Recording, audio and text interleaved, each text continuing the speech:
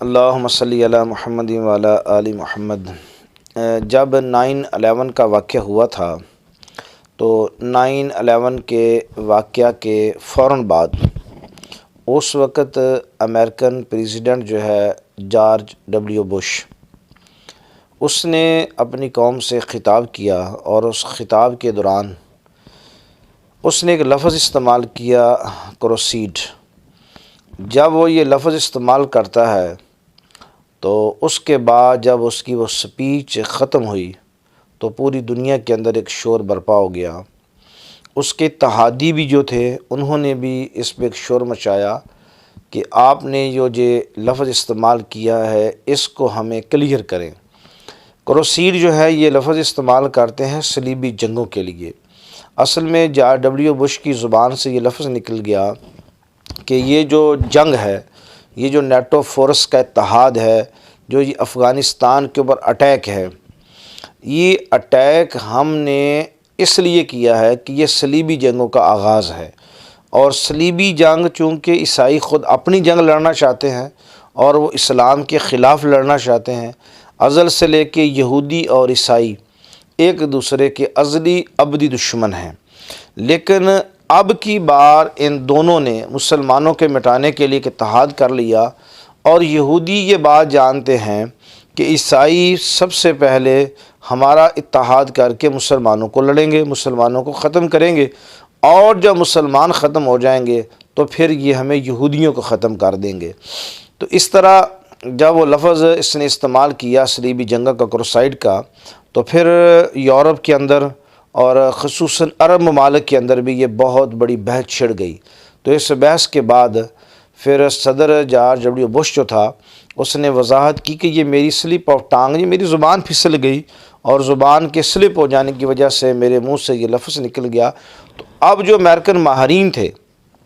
انہوں نے پھر اس پہ بڑی زبردست کالم لکھے۔ انہوں نے کہا کہ اصل میں جب آپ کی زبان اس وقت پھسلتی ہے کہ آپ کے دماغ میں، ذہن میں چل کیا رہا تھا، تو یہ اصل میں نبی پاک صلی اللہ علیہ وسلم کی شان میں گستاخیاں کرنا، مسلمانوں کے اوپر پابندیاں لگانا، مسلمانوں کو ٹیررسٹ، دہشت گرد قرار دینا، مسلمانوں کے مقدس مقامات کی توہین کرنا، نبی پاک صلی اللہ علیہ وسلم کی شریعت مطہرہ کو مٹانے کی ہر کوشش کرنا، نظام مصطفیٰ کو روکنے کے لیے پوری دنیا کے اندر جو مذہبی جماعتیں ہیں ان کو عمل کی طرف لگا دینا کہ آپ نظام مصطفیٰ کی بات نہ کریں، آپ سیاست کی بات نہ کریں، آپ اپنے عمل کی بات کریں۔ تو نظام مصطفیٰ کے لیے ایک بہت بڑا اربوں خربوں ڈالر کا بجٹ جو ہے وہ پوری دنیا کے اندر خرچ کیا جاتا ہے کہ کوئی مسلمان لیڈر ایسا نہ ہو جو نظام مصطفیٰ کی بات کرے، وہ سود کی بات تو کرے لیکن عشر کی بات نہ کرے، زکوٰۃ کی بات نہ کرے، شعائر اسلام کی بات نہ کرے، جو ہے وہ حیا کی بات نہ کرے، وہ نقاب کی بات نہ کرے، وہ پردے کی بات نہ کرے، وہ اسلام کے شعار جو ہیں وہ داڑھی کی بات نہ کرے، وہ جو اسلامی تہذیب ہے اس کی بات نہ کرے، وہ اسلامی اقدار کی بات نہ کرے، وہ اپنی زندگی گزارے، آپ اپنی نماز پڑھیں، آپ اپنا عمرہ کریں، آپ حج کریں۔ وہ چاہتے ہیں کہ آپ اپنے معاملات اپنی ذات تک رکھیں، مسلمان اپنے معاملات نظام تک نہ لے کے جائیں۔ اصل میں یاد رکھیے گا، پوری روح زمین کے مسلمان آج یا کل قیامت تک کے لیے مسلمان جو بھی کر لیں، ہم سب کی بچت تب ہوگی جب اس روح زمین میں نظام مصطفیٰ صلی اللہ علیہ وسلم قائم اور دائم ہوگا۔ اگر نظام مصطفیٰ قائم نہیں ہوگا تو روح زمین کی تمام سیاسی جماعتیں، روح زمین کی تمام مذہبی جماعتیں، روح زمین کی تمام مساجد کے ائمہ، تمام مشائخ، تمام پیر جو مرضی کر لیں، آپ دنیا کے اندر امن قائم نہیں کر سکتے۔ حالات اس قدر ابتر سے ابتر ہیں کہ پوری دنیا کے اندر مسلمانوں کے خلاف ایک بڑا طاقتور شکنجہ کس دیا گیا ہے۔ مسلمان لیڈروں کو چن چن کے قتل کر دیا جائے گا، مسلمان لیڈروں کو ایسے ایسے گھنونے طریقوں سے پھنسایا جائے گا۔ پاکستان، ہندوستان اور دنیا کے وہ ممالک جو یہ خواہش کرتے ہیں کہ قیامت کے دن ہماری سربراہی میں جہاد ہوگا، یہاں سے اسلام کے جو ہے وہ لشکر اٹھیں گے، یہاں سے اسلام کے جھنڈے کریں گے، وہاں ایک شخص بھی انہوں نے ایسا نہیں چھوڑا جس کو انہیں ٹارگٹ نہ بنایا ہو۔ کسی کو مال و دولت کی ہوس دے کے،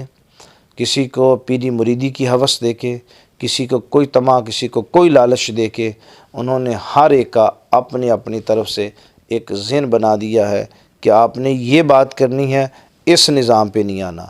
ہمارے تمام مسلمانوں کے اندر جو فتنہ پرستی کو اجاگر کیا گیا، جو فتنے اٹھائے گئے، جو فتنے بنائے گئے، جو فرقہ بندی کی گئی، اس فرقہ بندی کی آڑ میں جو مقدس ہستیوں کی توہین کی گئی، ایک مسلمان اپنے ہی نبی کی شان میں گستاخی کر رہا، ایک مسلمان صحابہ اکرام رضی اللہ تعالیٰ عنہ اجمعین کی شان میں گستاخی کر رہا، ایک مسلمان اہل بیت سلام اللہ علیہ سے بغض کرتا ہے، ساری زندگی اہل بیت کا نام نہیں لیتا، اس کی زبان سے اہل بیت کی شان بیان نہیں ہوتی، تو یہ ایک بڑی ترتیب کے ساتھ صدیوں محنت کے بعد وہ آج مسلمانوں کو دور دور کرنے، مسلمانوں کو تباہ و برباد کرنے میں کامیاب ہو گئے۔ ایک مسلمان نماز پڑھنے کے بعد صحابہ کرام رضی اللہ تعالیٰ عنہ اجمعین کی شان میں گستاخی کرتا ہے، ایک دوسرے کی مساجد سے نفرت، ایک دوسرے کے علماء سے نفرت۔ پہلے تو مسلک کے علماء سے اختلاف تھا، آج ایک ہی مسلک کے سینکڑوں علماء ایک دوسرے کو یزیدی، لعین، ملعون، خدا جانے میں بہت زیادہ حیران ہوتا ہوں جب ہم سوشل میڈیا پہ ناموں کے ساتھ مفتی، عالم، خدا جانے کون سے القابات لگے ہوئے ہیں، اور ان کی زبانوں سے جو غلیظ الفاظ ایک دوسرے کے لیے ادا ہوتے ہیں، تو پتہ چلتا ہے کہ ان کی غیرت ایمانی کیا ہے، ان کی تربیت کیا ہے، انہوں نے سیکھا کیا ہے،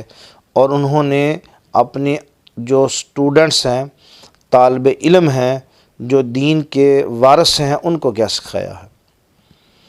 آپ کی ذات سے اختلاف ہو سکتا ہے،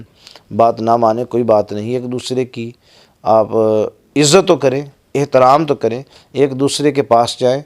اس مسئلے کو بحث کریں، جو مسئلہ صحیح تک پہنچتا ہے ٹھیک ہے، نہیں پہنچتا آپ چھوڑ دیں، اپنے اپنے فیلڈ میں اپنا کام کریں، اپنے اپنے علاقے میں معاشرتی رسم و رواج پہ خطاب کریں، اپنے اپنے علاقے میں معاملات پہ بیان کریں۔ صبح سے لے کے شام تک آپ کی عقل حیران ہو جائے گی کہ کس قدر معاشرہ جو ہے وہ تباہی، بربادی اور ذلت کی طرف چلا گیا ہے۔ دشمن نے ایک نہیں ہمارے 100 ٹکڑے کر دے ہیں، مذہبی ٹکڑوں میں تقسیم کر دیا، لسانی ٹکڑوں میں تقسیم کر دیا، جغرافیائی ٹکڑوں میں تقسیم کر دیا، مذہب کے نام پہ تباہی بربادی کر دی۔ تو یاد رکھیے گا، جو بش نے کہا تھا کہ یہ صلیبی جنگوں کا آغاز ہے، ہم مسلمانوں کے خلاف اس قدر اتحاد